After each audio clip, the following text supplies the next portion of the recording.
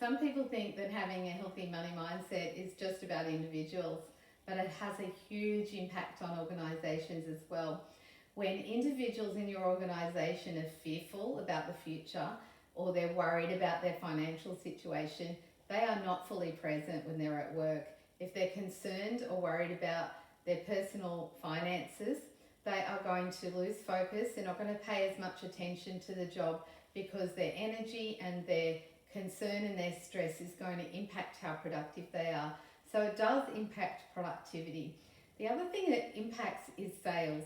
If you have a sales team and individuals in the sales team have a certain mindset around money, for example, if they are used to budgeting and buying things that are cheap and worrying about money, it will be difficult for them to sell something that's of higher value than what they would necessarily pay for themselves.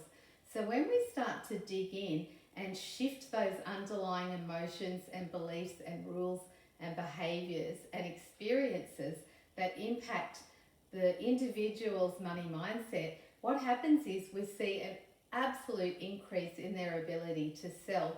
And I've used this with a number of organisations, and one in particular, we worked with their sales team. They were a not-for-profit organisation in a membership-based type of service, and we worked just around this area of money mindset and helped each individual identify what were their goals, and if they were to achieve a certain sale, what would that mean to them emotionally. And then we started to tap into the underlying fears or beliefs that were stopping them from selling as well as they could sell.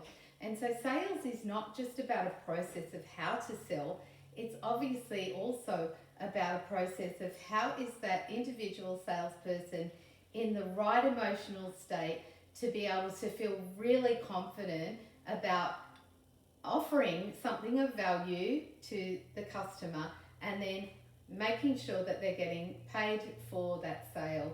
So it really has a massive flow-on effect. In terms of being able to keep individuals engaged and motivated, we know that particularly millennials really come into organisations looking for a values fit. They're thinking about their lives. They understand that they need to be agile in their career. They understand that they may not be in a role for 20 years. So how are you going to attract them and how are you going to keep them engaged? And a lot of the very forward-thinking organisations and employers of choice, they know that it becomes about the personal, individual drivers, goals and needs of each individual, and of course also about the commercial goals of the organisation. And when you can marry the two of those together and have happy individuals that are achieving personal goals, they come into work and they're excited and engaged because you as an employer are focused on their goals and able to help them to become more motivated.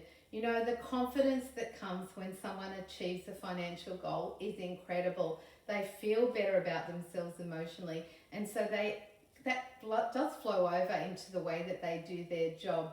So that's another area. It also is, because it's a left brain activity to focus on numbers, it takes people into that focus part of their brain. And so when we do work around all of this, you'll see that individuals genuinely feel more confident. They feel like they're being invested into as an individual, as a person. They feel like you care about their family, and they become more confident and agile in the way they approach commercial challenges or problems. We know that the market is uncertain and that we do need to tap into a lot more creativity and courage in order to create new marketing strategies, new sales strategies.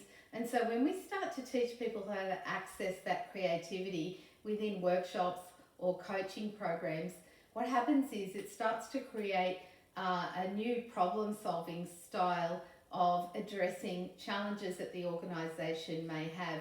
It's, you know, the old way was this is how we do it and you teach everyone how to do it.